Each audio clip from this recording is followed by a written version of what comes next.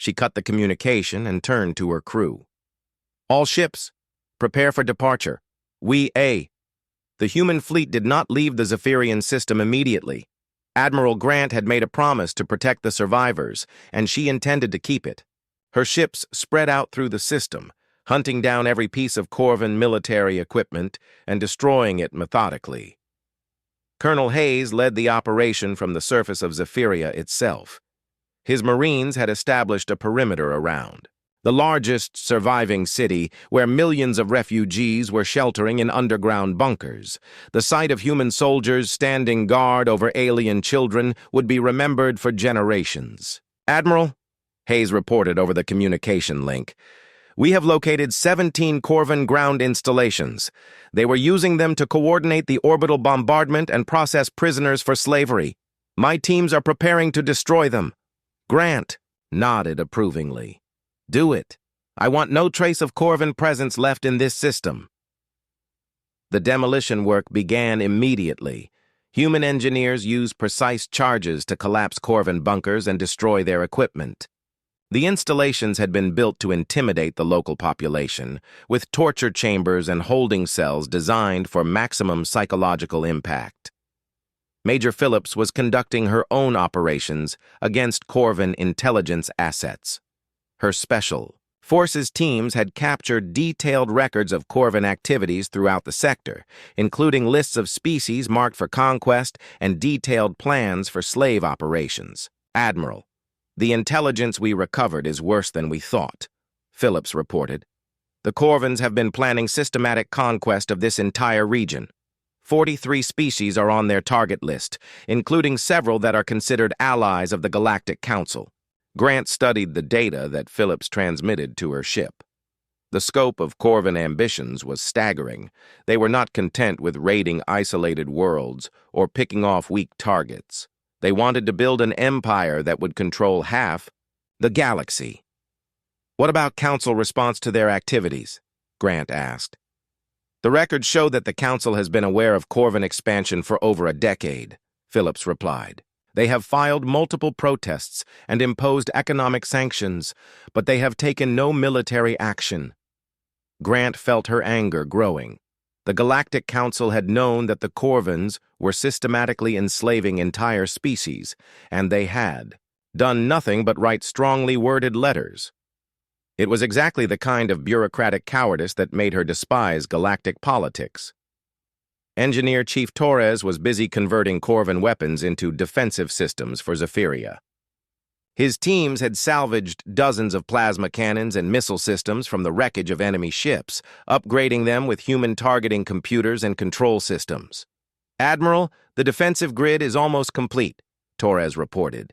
"We have 24 orbital weapons platforms and 48 surface-to-space missile batteries. Any Corvan fleet that tries to attack this system again is going to get a very unpleasant surprise." Dr. Park was working with Zephyrian medical personnel to establish trauma treatment centers for the survivors of the bombardment. Her teams had brought advanced human medical technology that could save lives that would have been lost using galactic standard techniques. "We have treated over 50,000 casualties," Park reported.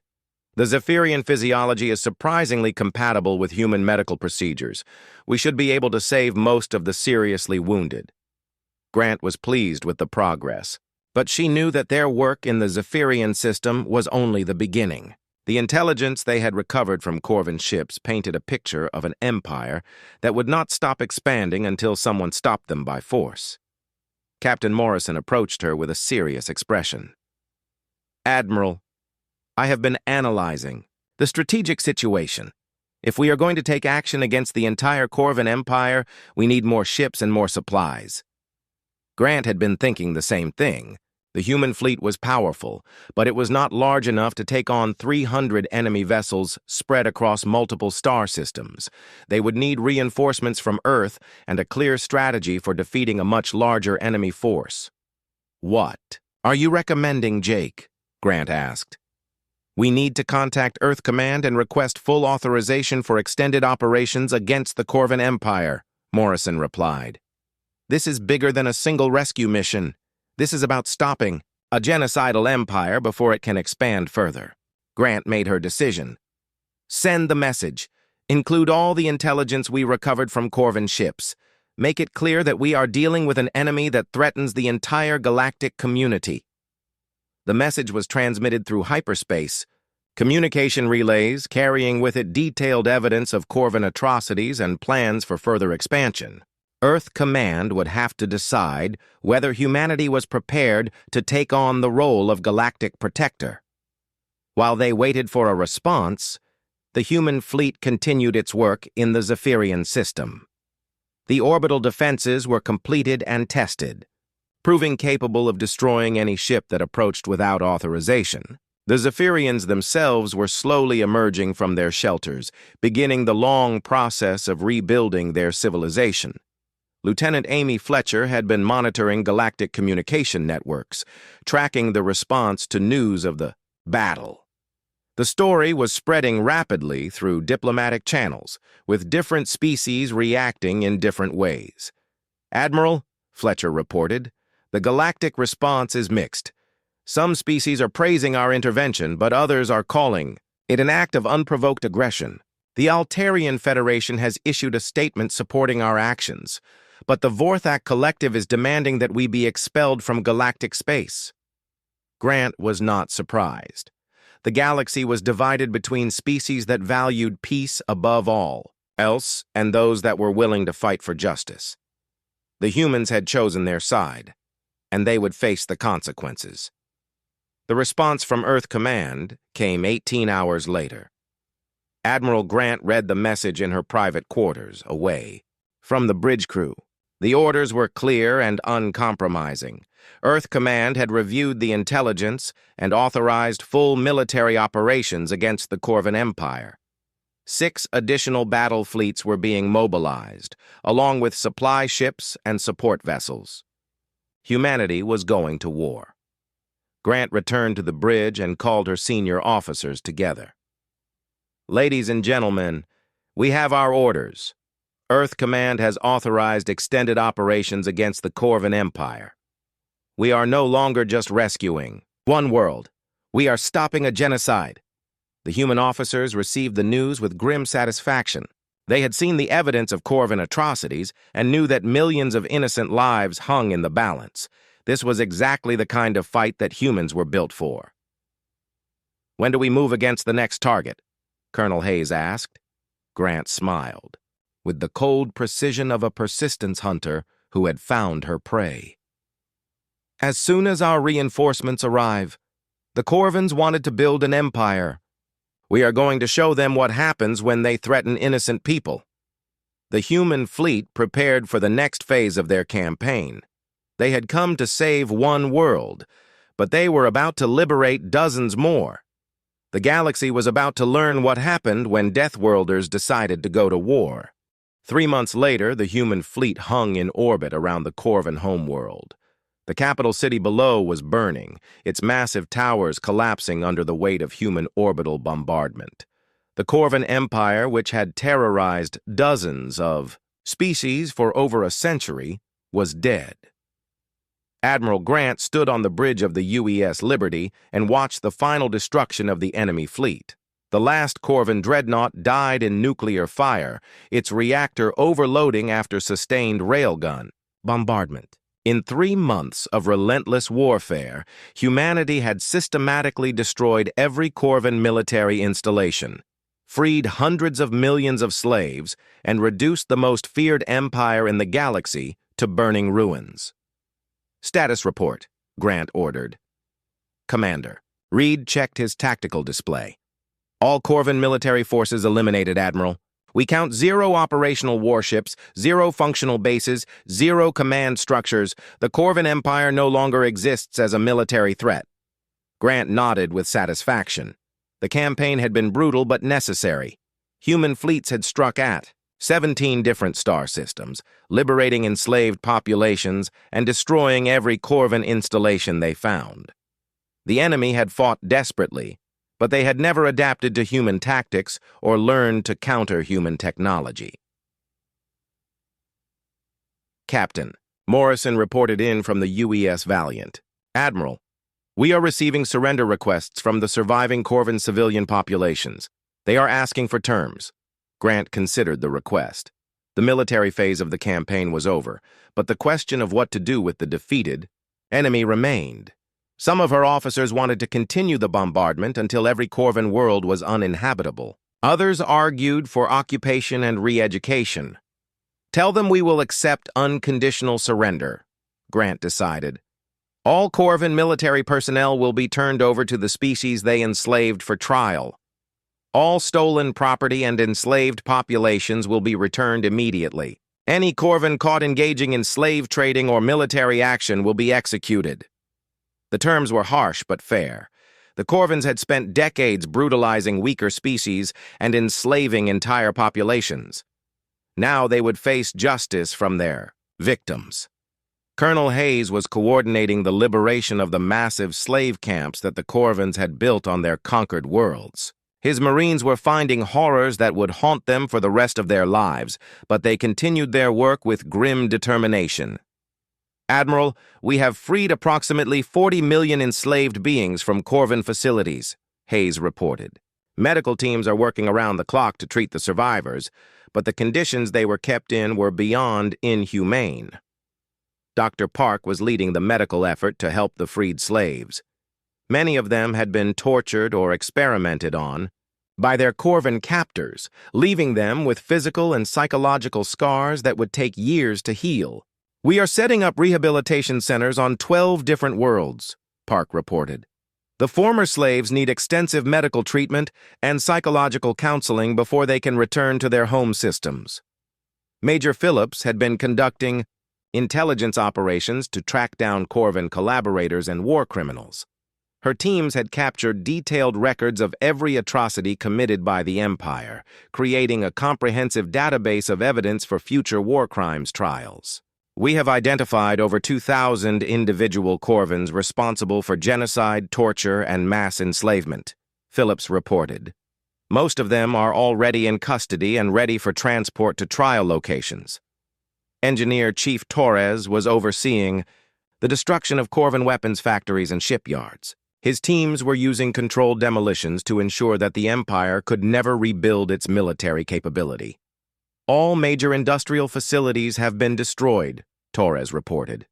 The Corvans will not be building any more warships or weapons of mass destruction. It will take them centuries to recover their industrial base, if they ever do.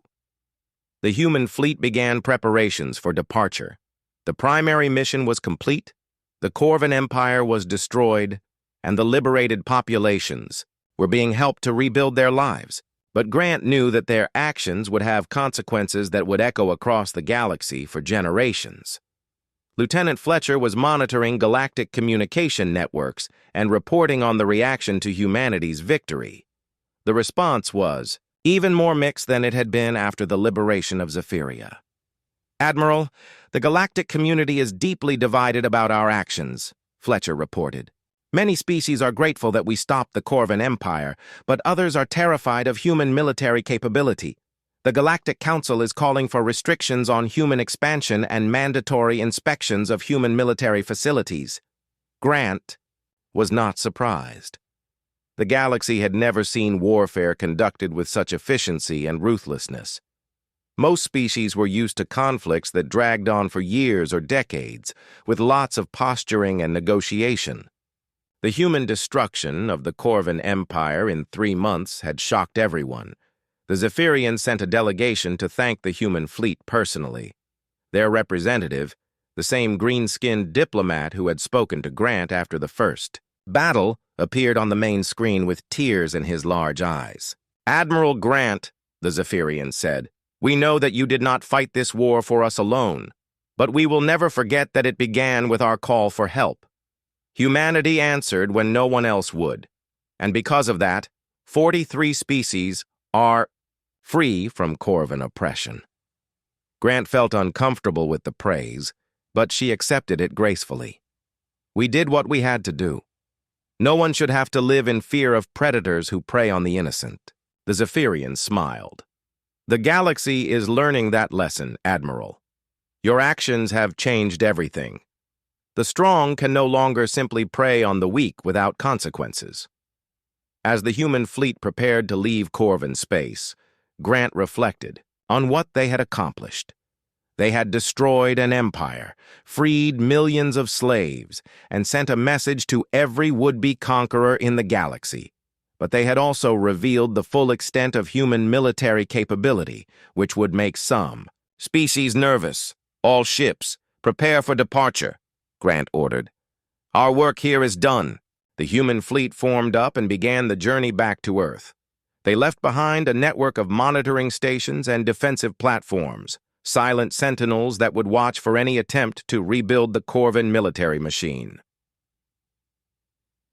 Captain Morrison joined Grant on the observation deck as the fleet entered hyperspace. The stars elongated into lines of light as they accelerated beyond the speed of light, carrying them home to Earth. "Do you think we did the right thing?" Morrison asked. Grant considered the question carefully. They had killed millions of enemy soldiers and destroyed an entire civilization. The political consequences would be severe, and humanity would face years of diplomatic isolation and suspicion. "We saved over 40 species from genocide and slavery," Grant replied. "We stopped predators who were systematically destroying innocent civilizations. Yes, Jake, we did the right thing," Morrison nodded. "The galaxy will never look at humans the same way again." "Good," Grant said firmly. "Maybe now they will understand that Deathworlders are not just dangerous to each other. We are dangerous to anyone who threatens the innocent." The human fleet continued its journey home through the darkness of space. Behind them, freed populations were rebuilding their shattered worlds and learning to live without fear. Ahead of them, Earth waited with new challenges and new responsibilities. The galaxy had called for aid, and the Deathworlders had answered in silence. Their response had been swift, brutal, and completely effective. The message was clear to every species that looked up at the stars. Humanity was watching, and they would not allow the strong to prey on the weak. The age of galactic bullies was over. The age of human protection had begun. Captain Jake Morrison stood on the bridge of the USS Horizon and watched the stars drift by. His ship was small compared to the big warships that fought the aliens, but it was fast and quiet. For 3 months, Jake and his crew had been mapping empty space far from any human colony. The work was boring, but someone had to do it. "Captain, I'm getting something weird on the sensors," said Lieutenant Amy Burke from her station. She was young and smart, fresh out of the academy. Jake trusted her skills even if she lacked experience. Jake walked over to look at her screen. Numbers and lines filled the display, but most of it meant nothing to him. "What kind of weird?" "It's like gravity, but not from any star or planet. The readings are too strong and too organized." Amy tapped her screen with one finger. "It's coming from that direction, about 6 hours away at current speed." Jake thought about it. They were supposed to map this sector and report back to command. Finding something unusual was exactly what they were looking for, even if it turned out to be nothing important. "Set course for the signal. Tell the crew we might have found something interesting." The Horizon changed direction and picked up speed. Jake's crew of 12 people were all good at their jobs, but they had been bored for weeks. The idea of finding something new would wake them up. Chief Engineer Pete Lawson came up from the engine room an hour later. He was an older man with gray hair and steady hands. "Amy told me about the signal. Want me to boost the sensors?" "Do it.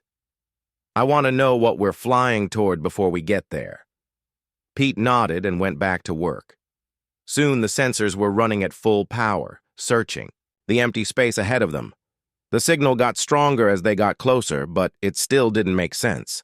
"Captain," Amy called out, "I'm seeing multiple objects now, big ones. They're arranged in some kind of pattern." Jake felt his heart beat faster. Multiple large objects in empty space could mean many things, and most of them were bad news. "Can you tell what they are?" "Not yet. We need to get closer." The next 4 hours felt like days. The crew checked and rechecked their weapons and shields. If these objects were alien ships, the Horizon would need to run fast. They were explorers, not fighters. When they finally got close enough to see clearly, Amy gasped at her station. "Captain, you need to see this." Jake looked at the main screen and felt his mouth fall open. Spread out before them was a fleet of ships, unlike anything he had ever seen. They were huge, dark, and completely silent. But they weren't alien ships. "Those are human vessels," Pete said from behind them. "Old ones by the look of them." Jake counted the ships on the screen. There were hundreds of them, from small fighters to massive battleships. They all bore the same markings, a blue and white symbol he recognized from history books. "That's the Earth Defense Coalition symbol," Amy whispered. "But the coalition was disbanded 200 years ago."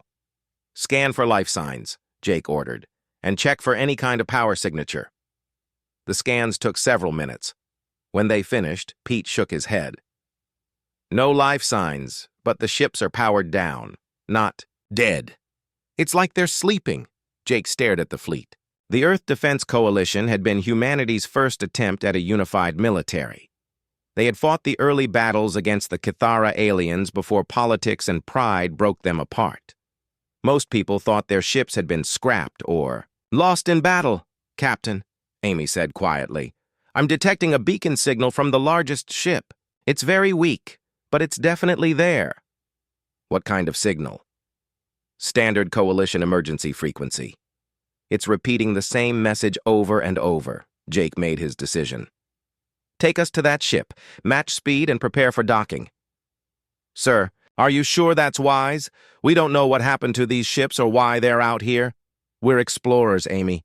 This is the biggest discovery in decades. We have to investigate." The Horizon moved slowly toward the massive battleship at the center of the fleet. As they got closer, Jake could see that the ship was in perfect condition. No battle damage, no signs of age or wear. It looked like it had been built yesterday. "The docking bay is sealed, but I can override it," Pete reported. "Do it." The bay doors opened with a soft hiss of escaping air. The Horizon settled into the empty hangar, and Jake looked around at the other small ships already docked there. Everything was clean and ready, as if the crew had just stepped away for a moment. "Full environmental suits," Jake ordered. "We don't know what's in there." The team of 6 that went aboard the Coalition ship moved carefully through empty corridors. Emergency lights provided dim illumination, and their footsteps echoed in the silence. The ship felt like a tomb. They found the bridge first. The captain's chair was empty, but all the stations showed green lights. The ship was ready for action, just waiting for a crew. "Captain," called out Gary Webb, one of his security officers, "you need to see this." Jake followed Gary to a sealed door marked with warning signs. Through a small window, he could see rows of metal pods arranged in neat lines. "Cryopods," Pete said, "and they're active." Jake felt his heart skip. How many? Hundreds on this ship alone. If the whole fleet is set up the same way, we could be looking at the entire Coalition military, Jake finished. Amy checked her scanner. The life signs are stable. Whoever is in those pods is alive and healthy. Jake stared through the window at the sleeping forms. Each pod had a small screen showing vital signs and identification. He could see names, ranks, and service records scrolling by.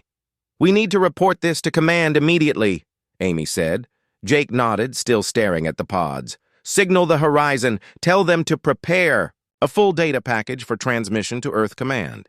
Include everything we've found here." As his team gathered information, Jake walked back to the bridge of the Coalition ship. He sat in the captain's chair and looked out at the fleet spread before them. Hundreds of ships, thousands of trained soldiers, all waiting in the cold darkness of space. The war against the Cathara was going badly. Human colonies fell every month, and Earth itself was under threat. The scattered human fleets could barely hold the line against the alien advance, but here was an entire military force from humanity's past, perfectly preserved and ready for action. Jake didn't know why they were here or what had put them to sleep. But he knew one thing for certain. Everything was about to change. Jake Morrison stared at the cryopod in front of him. The nameplate read, Admiral Kate Sullivan, Fleet Commander. He had heard that name in history classes. Sullivan was supposed to be a legend, a hero who had disappeared during the Battle of Proxima Prime 50 years ago. Are you sure about this? Amy Burke asked. She stood next to the pod controls, her hand hovering over the wake-up sequence. We need answers, Jake said, and she's the highest-ranking officer we've found. Pete Lawson checked his scanner one more time. All her vital signs look good. The wake-up process should be safe. Jake nodded. Do it. Amy pressed the controls. The pod hissed and clicked as systems came online. Warm air began flowing into the chamber, and the ice crystals on the glass cover started to melt. Inside, Admiral Sullivan's body began to move slightly as the drugs in her system wore off. Took 20 minutes for her to wake up completely. When her eyes finally opened, she looked confused and afraid. Jake could understand why. Waking up from cryo-sleep was hard enough without doing it after 50 years. Easy, Admiral, Jake said in a calm voice. You're safe. I'm Captain Jake Morrison, of the exploration ship Horizon. Sullivan tried to sit up but fell back down. Her voice was weak and rough. How long? 50 years, ma'am. It's 2387 now. The Admiral's face went pale. She closed her eyes and took several deep breaths. When she opened them again, Jake could see the sharp intelligence that had made her famous. The war? She asked. Still going on. The Cathera control most of human space now. We're losing. Sullivan struggled to sit up again, and this time Pete helped her. She looked around the medical bay, taking in the coalition symbols and equipment. The fleet? All here, all sleeping. We counted over 300 ships and estimated 50,000 crew members. Good. Sullivan tried to stand, but her legs wouldn't hold her. I need to see the situation reports. What's the current state of human forces? Jake exchanged glances with Amy. How could they explain 50 years of defeat and retreat to someone who remembered when humanity was strong? Admiral, maybe you should rest first. Cryo-sleep takes time to recover from. Captain Morrison, I've been resting for 50 years. I need information now.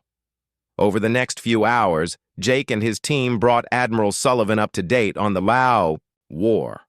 They showed her star charts marking lost colonies, casualty reports that numbered in the billions, and tactical analyses that painted a grim picture. Sullivan listened without speaking, her face growing harder with each report. When they finished, she sat quietly for several minutes. The Coalition High Command? She finally asked. Gone. The government split apart 30 years after you disappeared. Now we have the Earth Federation, the Colonial Alliance, the Free Worlds Republic, and a dozen smaller groups. They spend as much time fighting each other as fighting the Cathera. Of course they do. Sullivan's voice was bitter. Politicians never change. She stood up slowly, testing her balance. Pete offered to help, but she waved him away. I need to see my ship. The bridge, specifically. They made their way through the corridors of the massive battleship. Jake was impressed by how quickly Sullivan regained her strength and composure. By the time they reached the bridge, she was walking, normally and giving orders. Bring the ship's AI online, passive mode only. I want full sensor sweeps of the area and communication intercepts from all human frequencies. The bridge came alive as systems activated. Screens lit up, showing star charts and tactical displays. Jake watched Sullivan move from station to station, checking readouts and nodding at what she saw. The Phoenix Protocol worked, she said to herself. Phoenix Protocol? Jake asked. Sullivan looked at him as if she had forgotten he was there. The reason we're here, Captain, the reason this fleet has been sleeping in deep space for 50 years. She moved to the main command console and entered a long code. New. Displays appeared, showing classified files and tactical data. In the final days of the coalition, we realized that humanity's scattered approach to warfare was doomed. The Cathara were too organized, too unified. They would pick us apart piece by piece. Sullivan pulled up a holographic display of the galaxy. Red areas showed Cathara territory, which covered most of the map. Small blue dots marked the remaining human colonies. So we created Phoenix Protocol, a secret fleet built with the best technology we had, crewed by our most experienced officers. We would go into hiding and wait. Wait for what? Amy asked. For humanity to face extinction. For the moment when our survival depended on a single, decisive strike. Jake felt a chill run down his spine. You've been waiting for us to lose. We've been waiting for humanity to need us most. And from what you've told me, that time is now. Sullivan called up more files, showing ship specifications and crew rosters. The Phoenix fleet was impressive even by current standards. The ships were larger and more heavily armed than anything in the modern human arsenal. We spent 5 years preparing, Sullivan continued. Every ship in this fleet was designed to fight the Cathara. We studied their tactics, their technology, their weaknesses. We built weapons specifically to penetrate their shields and armor. But that was 50 years ago, Pete said. Surely their technology has advanced since then. Sullivan smiled for the first time since waking up.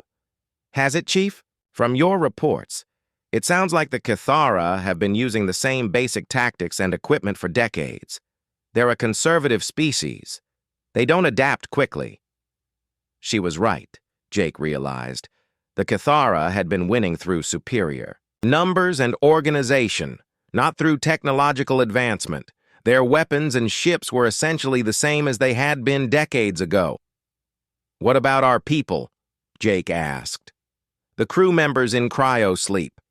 Will they be able to adapt to fighting after 50 years? They're soldiers, Captain. Good ones. It might take some time to shake off the rust, but they'll remember their training.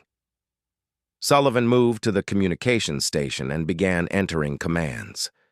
I'm going to start the wake-up process for key personnel.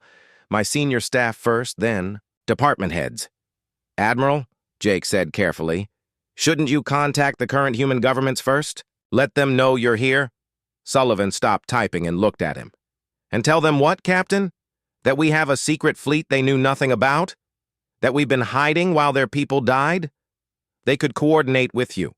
Plan joint operations. Could they? Sullivan's voice was skeptical. You said they spend their time fighting each other. How long do you think it would take them to agree on a plan? How long before they started arguing about who gets to command this fleet? Jake had to admit she had a point. The human governments were notorious for their inability to work together, even in the face of alien invasion. So what do you plan to do? What the Phoenix Protocol was designed for. Operate independently. Strike fast and hard at targets that will hurt the Cathara most. Force them to react instead of act. Sullivan turned back to the communications console. But first, I need to wake up Lieutenant Commander Ryan Hall. He was my tactical officer, and he knows the fleet better than anyone. As she began the wake-up sequence for Hall, Jake watched the displays around the bridge. The Phoenix fleet was spread out before them, hundreds of ships waiting for orders. Each one represented humanity's determination to survive, to fight back, against impossible odds. Admiral, he said quietly, my ship and crew are at your disposal. Sullivan looked at him with approval. Thank you, Captain. I have a feeling we're going to need all the help we can get. The first phase of waking the Phoenix fleet had begun. Soon, humanity would have an ace up its sleeve that the Cathara never expected. The question was whether it would be enough to change the course of a war that had been going badly for 50 years. Jake Morrison had set out to map empty space and found humanity's last hope instead. Admiral Kate Sullivan watched as Lieutenant Commander Ryan Hall stumbled out of his cryopod. Like her, he looked confused and weak at first, but Hall had always been tough, and within minutes he was standing straight and asking questions. Admiral, what's our status? Hall asked, his voice still rough from the long sleep. We're awake, Ryan. After 50 years, The Phoenix Protocol has been activated. Hall's eyes went wide. 50 years? The war? Still going. And we're losing badly. Sullivan handed him a datapad with the current situation reports. Read this while you get your strength back. Jake Morrison watched the reunion from across the medical bay. He could see the trust between Sullivan and Hall, the kind that came from fighting together through impossible situations. It made him think of his own crew on the horizon. Hall read through the reports quickly, his face growing grim. The coalition fell apart just like we thought it would, and the Cathara kept advancing. They control over 60% of human space now, Sullivan said. Our scattered governments can barely coordinate relief efforts, let alone military campaigns. Then it's time to show them how real soldiers fight, Hall said. He was fully recovered now, standing tall and alert. What are your orders, Admiral? Sullivan moved to the room's main display and called up the fleet roster. I want you to oversee the wake-up process for all senior staff. Department heads first, then key personnel. We need this fleet operational within 72 hours. Yes, ma'am. What about the regular crew?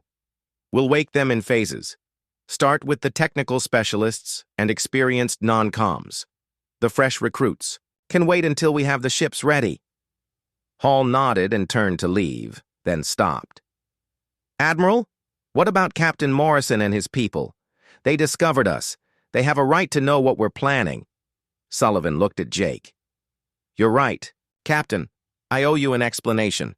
The complete truth about Phoenix Protocol. She led them to the ship's main briefing room, a large space with holographic displays and comfortable chairs. As they settled in, Sullivan began calling up classified files that Jake had never seen before. The Phoenix Protocol was created by General Nathan Cross and Dr. Lisa Chen in the final days of the Coalition, Sullivan began. They realized that humanity's greatest weakness wasn't technology or numbers. It was politics. The display showed images of coalition leaders arguing in emergency sessions, while Cathara fleets advanced on human colonies. Every time we tried to mount a unified defense, the politicians got in the way. They worried about territorial rights, resource allocation, command structure. While they argued, people died. Jake had heard stories about the coalition's collapse, but seeing the classified records made it real. Human leaders had literally fought each other while alien invaders destroyed their worlds. So Cross and Chen decided to create a backup plan. Sullivan continued. A fleet that would operate outside the normal chain of command. Independent of politics and free to act when humanity needed it most. But why hide? Amy Burke asked. Why not just create an independent military force? Because the politicians would have found a way to control it eventually, Hall answered. They always do. The only way to keep the fleet pure was to keep it secret. Sullivan nodded. We spent 5 years building this fleet in secret. Every ship was constructed in hidden shipyards, using resources diverted from other projects. We recruited the best officers and crew members, people who understood what was at stake. The display changed to show technical specifications for the ships around them. Jake was impressed by what he saw. The vessels were larger and more advanced than anything in the current human fleet. Each ship was designed specifically to fight the Cathara, Sullivan explained. We studied every battle, every encounter. We learned their tactics, their weaknesses, their blind spots. What kind of weaknesses? Pete Lawson asked. Sullivan smiled and called up a new file. The Cathara are a hierarchical species. Their entire military structure depends on centralized command and control. They don't adapt well to unexpected situations. The display showed Cathara battle formations, rigid and predictable. Their ships moved in perfect coordination, following predetermined patterns. They're also overconfident, Hall added. They've been winning for so long that they don't expect serious resistance. Their defensive measures are often incomplete. Most importantly, Sullivan continued, they rely heavily on their energy shields. Those shields are powerful, but they have a specific frequency pattern. We designed our weapons to disrupt that pattern. Jake leaned forward. You mean you can penetrate their shields? Not just penetrate. We can overload them completely, turn their own defensive systems against them. The implications were staggering. If the Phoenix fleet could neutralize Cathara shields, human weapons would be effective again. The aliens' technological advantage would disappear. There's more, Sullivan said. We also discovered something interesting about Cathara society. They're not as unified as they appear. The display showed a map of Cathara space, divided into different colored regions. The Cathara Empire consists of different houses or clans. Each house controls certain territories and fleets. They cooperate in external wars, but they compete with each other for resources and status. Internal conflict, Jake realized. If we could exploit that... Exactly. Our intelligence files contain detailed information about each house, their rivalries, their competing interests. The right kind of pressure in the right places could cause the Empire to fracture. Hall pulled up another file. We also have complete tactical databases on their ship classes, weapons systems, and standard operating procedures. Information that current human forces don't have. Jake felt hope growing in his chest for the first time in months. This could change everything. It will change everything, Sullivan said firmly. But only if we use it correctly. The Phoenix fleet gets one chance to surprise the Cathara. After that, they'll adapt their tactics and technology. So what's the plan? Amy asked. Sullivan looked around the room, studying each face. The plan is to operate independently of the current human governments. We'll strike at carefully chosen targets, ones that will hurt the Cathara most while revealing our capabilities least. You're not going to coordinate with Earth Command? Jake asked. Earth Command reports to politicians who leak information and second-guess military decisions, Sullivan replied. The Colonial Alliance changes strategies every 6 months. The Free World's Republic spends more time fighting smugglers than aliens. She stood up and walked to the main display. This fleet will succeed because it doesn't answer to committees or congresses. We have a clear mission and the freedom to carry it out. What about afterward? Pete asked. When the war is over? If we win, there will be time to sort out the politics later, Hall said. If we lose, it won't matter. Sullivan turned back to face them. Captain Morrison, I'm offering you and your crew a choice. You can return to your exploration mission and pretend you never found us. Or you can join the Phoenix fleet and help save humanity. Jake looked at his officers. Amy was excited, her eyes bright with possibility. Pete looked thoughtful, but determined. Both of them had lost friends and family to the Cathara. The choice was obvious. We're in, Admiral. The Horizon and her crew are at your service. Good. I'm giving you command of the heavy cruiser Defiance. She's been waiting for a captain for 50 years. Jake felt a thrill of excitement and fear. Command of a coalition heavy cruiser was beyond anything he had imagined when he woke up that morning. Your first mission will be to help coordinate the fleet's awakening, Sullivan continued. We need every ship operational and every crew member. Ready for action? The Cathara won't wait for us to get organized.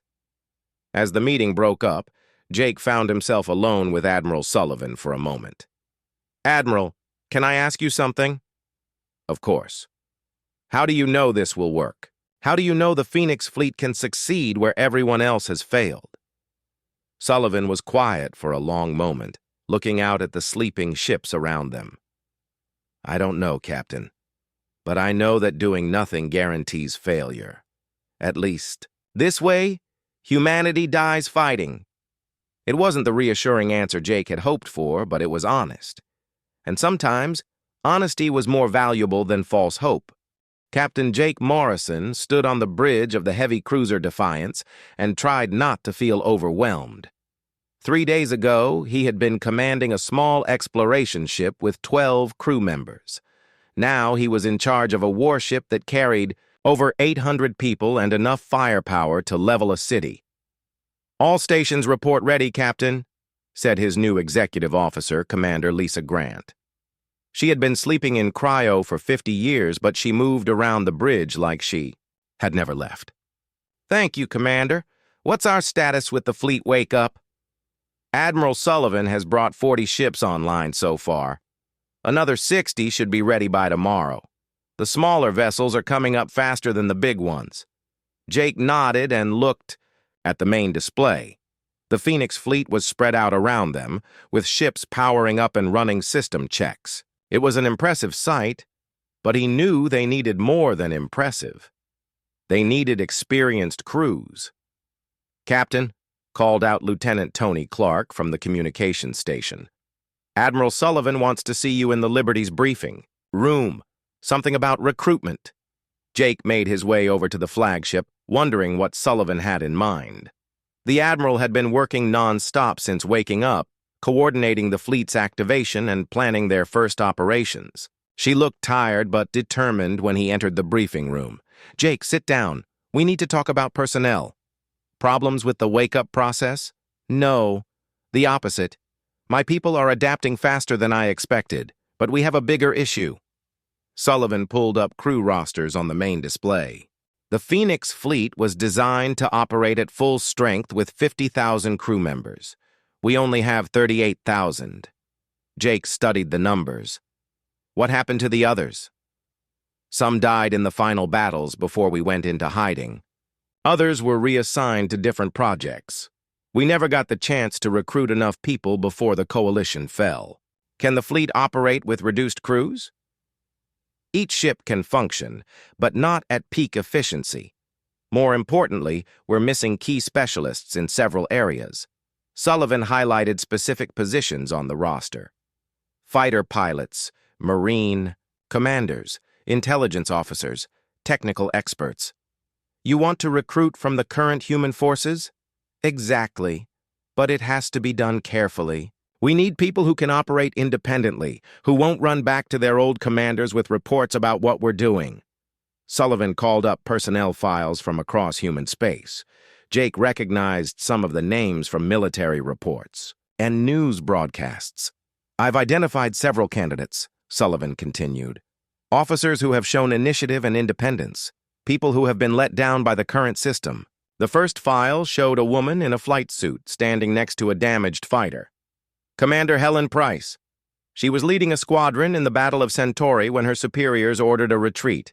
She ignored the order and stayed to cover civilian evacuations. Saved 3,000 lives but lost half her pilots." "What happened to her?" "Court-martial for disobeying orders. The charges were dropped after public pressure, but her career was over. She's currently assigned to training new pilots on a backwater base." Jake could see why Sullivan was interested.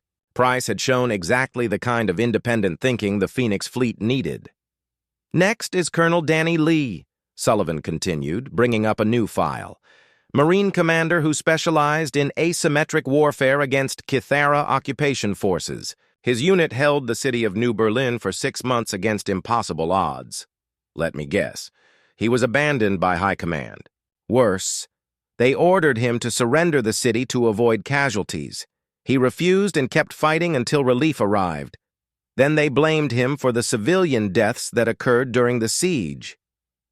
The pattern was clear.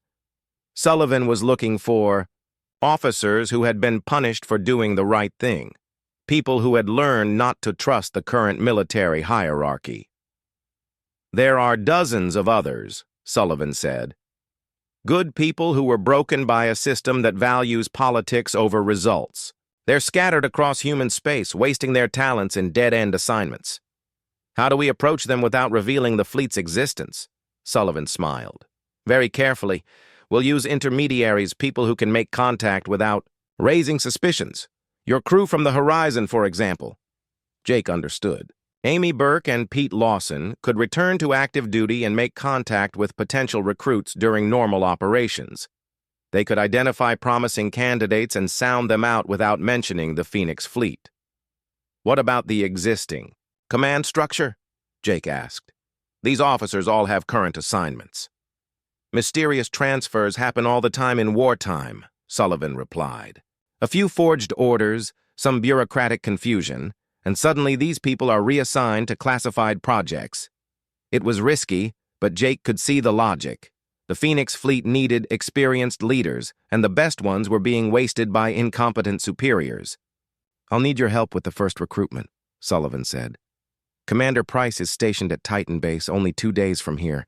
I want you to make contact." "What's my cover story?" "You're scouting for a new fighter wing. Your ship needs experienced pilots for escort duty. Price has the skills and the clearance level." Jake studied Price's file more carefully. She had an impressive record before the Centauri incident, with over 100 combat missions and dozens of confirmed kills. The kind of pilot who could train others and lead from the front. What if she refuses? What if she reports our approach? Then, we move on to the next candidate, Sullivan said simply. "But I don't think she will. Price has been fighting this war for 10 years.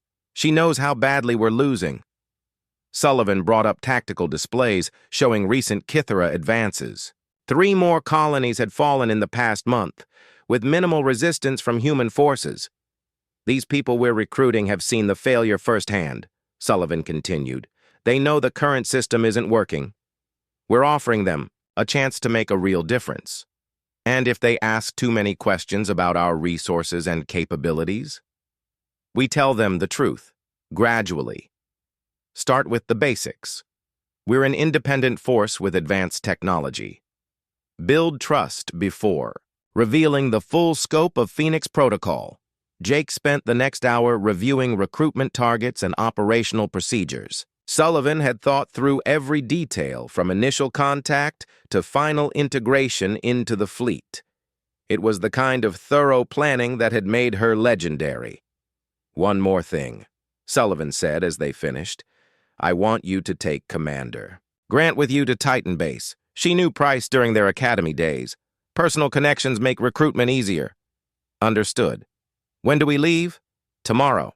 The Defiance needs to test her systems anyway, and this gives you a good reason to be away from the fleet." As Jake prepared to leave, Sullivan called him back.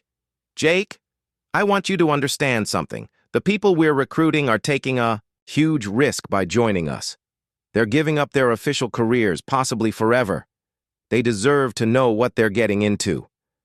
You want me to be honest about the dangers. I want you to be honest about everything. The Phoenix Fleet's mission, the odds against success, the likelihood that we'll all be dead in 6 months. These people have been lied to enough by their superiors."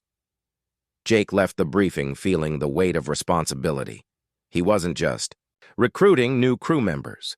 He was asking good people to bet their lives on Admiral Sullivan's plan to save humanity. But as he looked out at the Phoenix fleet powering up around him, Jake felt a surge of hope. For the first time since the war began, humanity had a real chance to strike back. The question was whether they could find enough good people willing to take that chance with them. 2 days later, Jake Morrison and Lisa Grant approached Titan, base in the Defiance, their first recruitment mission about to begin. In the cargo bay, they carried advanced fighter plans and technical specifications that would seem impossibly advanced to anyone who saw them. It was time to see if Commander Helen Price was ready to join humanity's last hope. Commander Helen Price looked at the advanced fighter designs spread across her desk and tried to hide her amazement. The specifications were beyond anything she had seen in 10 years of military service. The engines alone were more powerful than most current fighters. "Where did you get these?" she asked Captain Jake Morrison. "That's classified," Morrison replied. "But I can tell you they're part of a new program designed to give humanity a real advantage against the Kythera." Price studied the weapons systems diagrams. The plasma cannons were configured in a way that made no sense according to current technology, but the mathematics worked perfectly. "These shield penetration calculations," she said, pointing to a complex equation. "They're based on Kythera shield frequencies from 50 years ago." Commander Lisa Grant, who had been quiet until now, leaned forward. "What if I told you those frequencies haven't changed?" "That would be impossible. Shield technology advances constantly." "Does it?" Grant asked. "When was the last time you saw a major innovation in Kythera equipment?" New weapons, new tactics, new ship designs? Price thought about it. Grant was right. The Cathara had been using essentially the same technology for decades. They won through superior numbers and coordination, not through technological advancement. Even if that's true, Price said, building fighters like these would take years. We don't have years. Morrison exchanged a glance with Grant. They had rehearsed this conversation, but Price was asking exactly the right questions. What if I told you the fighters are already built? Morrison said. Along with the pilots to fly them and the ships to support them. Price sat back in her chair. I'd say you were either lying or talking about something way above my clearance level. You're right about the clearance level, Grant said. Helen, we've known each other since the academy. You know I wouldn't come here with false promises. Lisa, you disappeared 3 months ago. Your unit reported you as missing in action. Now you show up with classified fighter designs and recruitment offers. I have to ask, what's really going on? Morrison made his decision. Price was too smart to accept vague answers, and they needed her trust. Commander Price, what I'm about to tell you is classified at the highest levels. If you repeat it to anyone, people will die. Price nodded slowly. I understand. 3 weeks ago, my exploration ship discovered something in deep space. A fleet of coalition vessels that have been hidden for 50 years. Ships, crews, technology, everything we need to fight back against the Cathara. Price stared at him. The coalition fell apart 200 years ago. Their ships were scrapped or lost. Not all of them, Grant said quietly. Some of us saw what was coming. We prepared for it.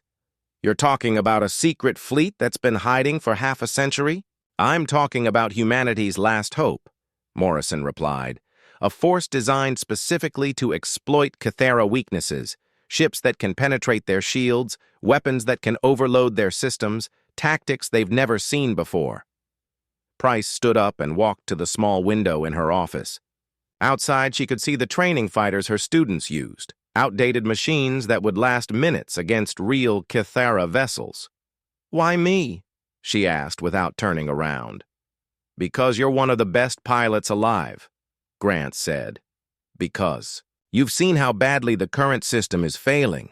Because you're willing to disobey orders when lives are at stake. The Centauri incident. You saved 3,000 civilians by ignoring a retreat order. Your superiors court-martialed you for it. Price turned back to face them. And now, I train new pilots on obsolete fighters while the war gets worse every day, while colonies fall because we can't coordinate our forces or build decent equipment. It doesn't have to be that way, Morrison said. Join us, and you'll have the best fighters in human space, pilots who actually know how to use them. A chance to make a real difference. Price sat down again and picked up the fighter specifications. These designs are incredible, but even with advanced technology, we're still outnumbered 100 to 1. Numbers don't matter if you're fighting smart, Grant replied. The Cathara expect us to meet them head-on with inferior equipment. They don't expect hit-and-run tactics with weapons that can actually hurt them. What about command structure? Who's running this secret fleet? Morrison hesitated. Admiral Kate Sullivan. Price's eyes went wide. Sullivan died at Proxima Prime. 50 years ago, she survived. She's been waiting. Price was quiet for several minutes, studying the fighter plans and thinking through the implications. Morrison could see the conflict in her face. Hope fighting against years of disappointment. If this is real, she finally said, if you really have what you're claiming, then you need experienced pilots desperately. Not just for combat, but for training. We have good pilots, Grant said, but they've been asleep for 50 years. They need to relearn modern combat techniques, adapt to new situations. And you need someone who understands current Cathara tactics. Exactly. Price made her decision. I'm in, but I have conditions. Name them. First, I bring my best students with me. 6 pilots who are wasted here but could be valuable in real combat. Morrison nodded. Done. Second, I want complete tactical autonomy for the fighter wings.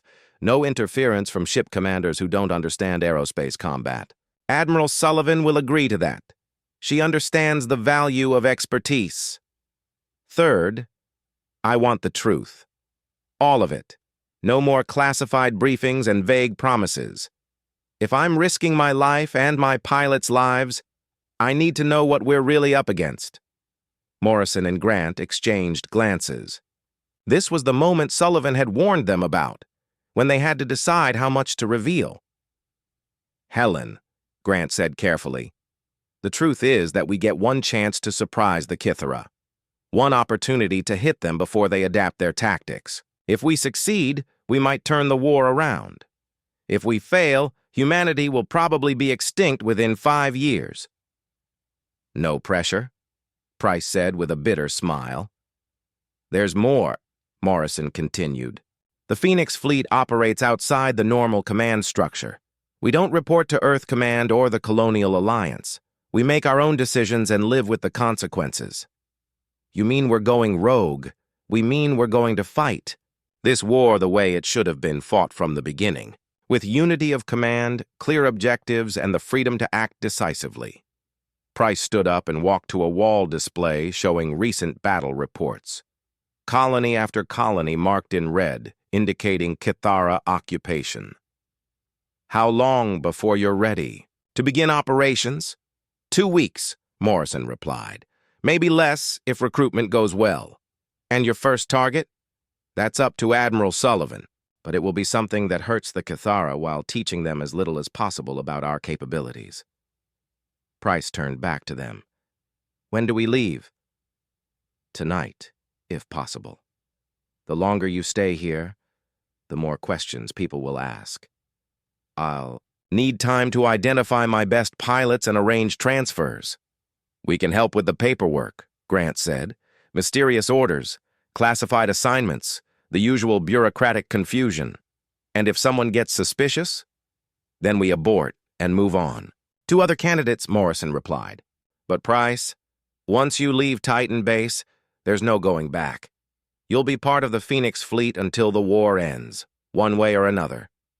Price looked around her small office, taking in the training schedules and performance reports that had been her life for the past 2 years. None of it mattered if humanity lost the war. I've been waiting for a chance like this since Centauri, she said.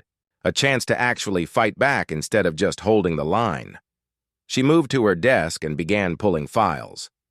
These are my 6 best pilots: Tony Martinez, Sarah Williams, Kevin Chen, Lisa Rodriguez, Mark Thompson, and David Kim.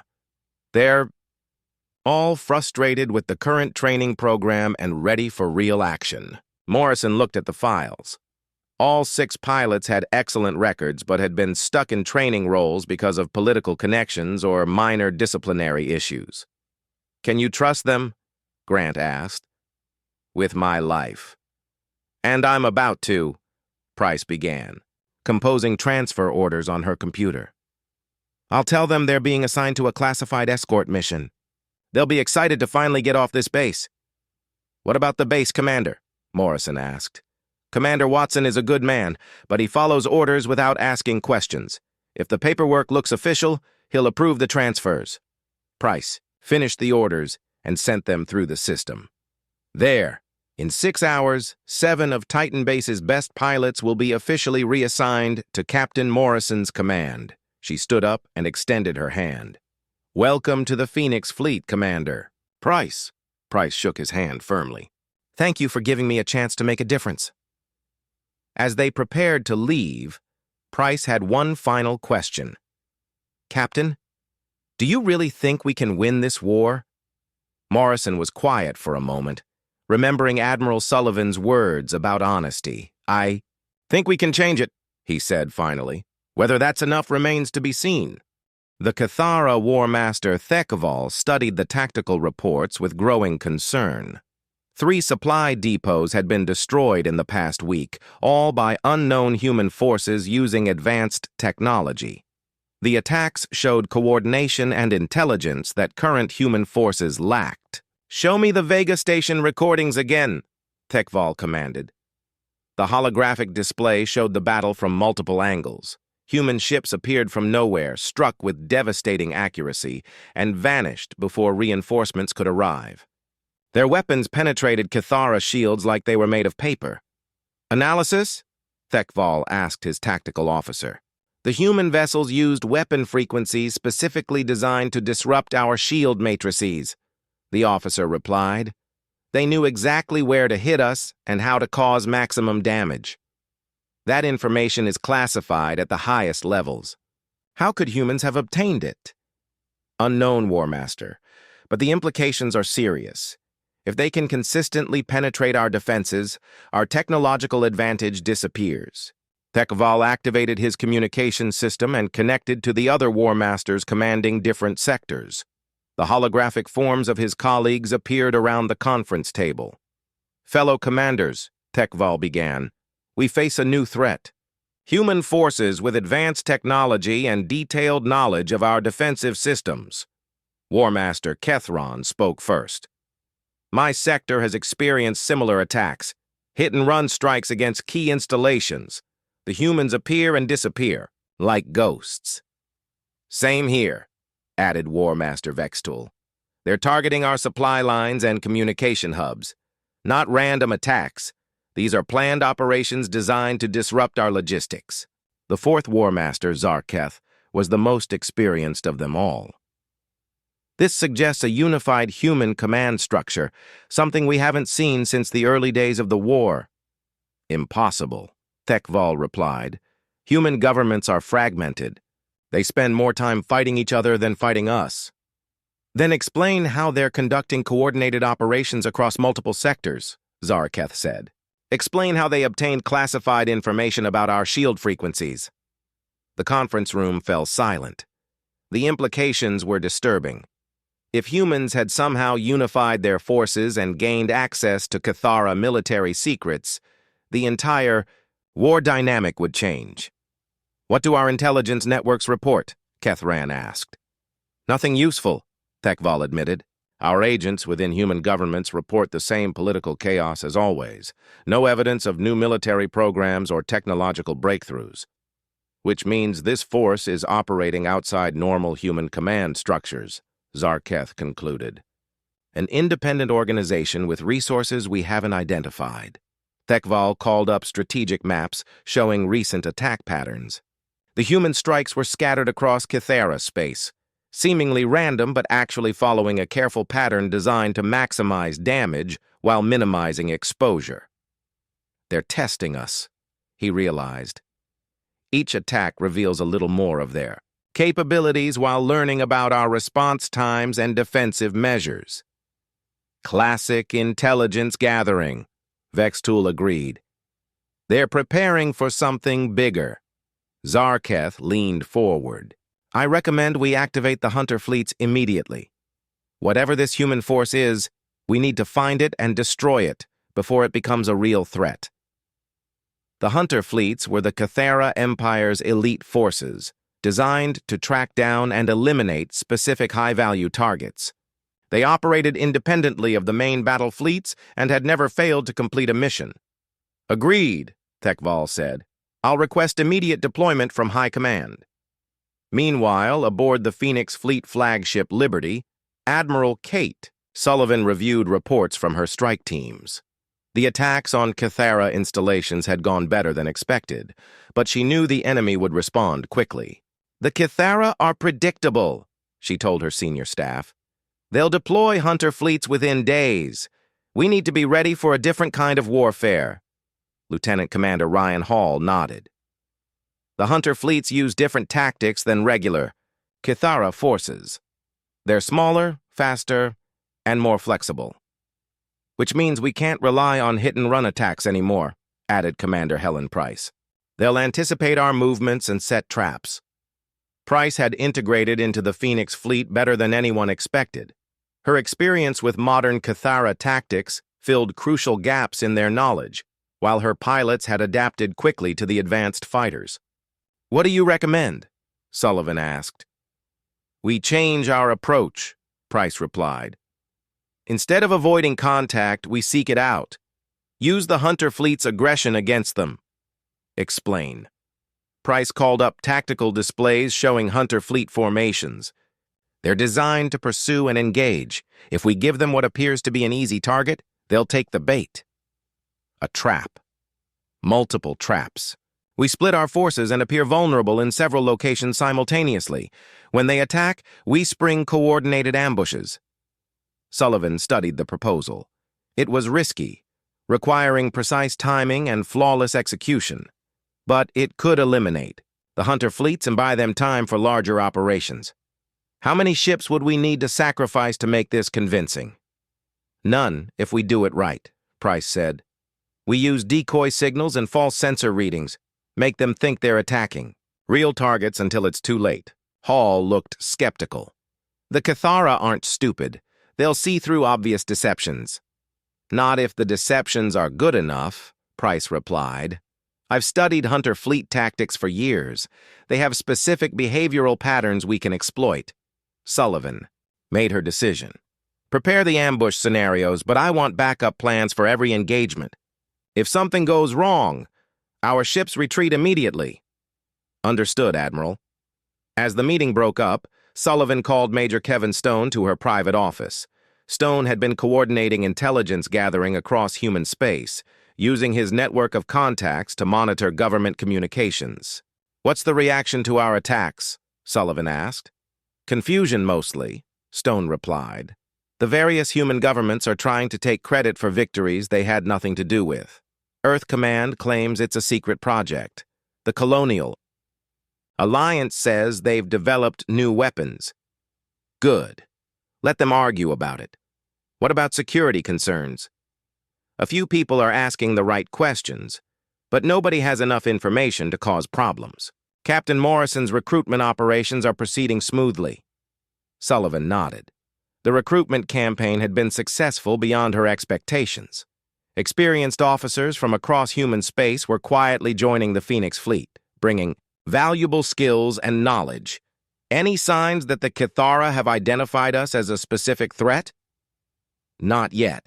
Their intelligence services are investigating, but they're focusing on government installations and official military programs. They haven't considered the possibility of an independent force. That will change soon, Sullivan warned. Once we engage their hunter fleets, they'll realize we're something new. Stone looked concerned. Are you sure we're ready for that level of attention? Sullivan walked to the window and looked out at the Phoenix fleet. Over 200 ships were now operational, with experienced crews and advanced weapons. It was an impressive force, but still tiny compared to the Cathara Empire. Kevin, we're as ready as we'll ever be. The question is whether we can hurt them faster than they can adapt to us. And if we can't, Sullivan turned back to face him. Then we go down fighting, which is better than dying slowly while politicians argue about surrender terms. As Stone left her office, Sullivan activated her personal communication system and sent a coded message to all Phoenix Fleet commanders. The message was simple, but carried enormous implications. Phase 2 begins tomorrow. All units prepare for direct engagement with hunter fleets. Victory or death, there is no middle ground. Across the fleet, captains and crew members received the message and began final preparations. They had trained for this moment, but training was different from facing elite Cathara forces in actual combat. The Phoenix Fleet's secret was about to be tested in the most dangerous way possible.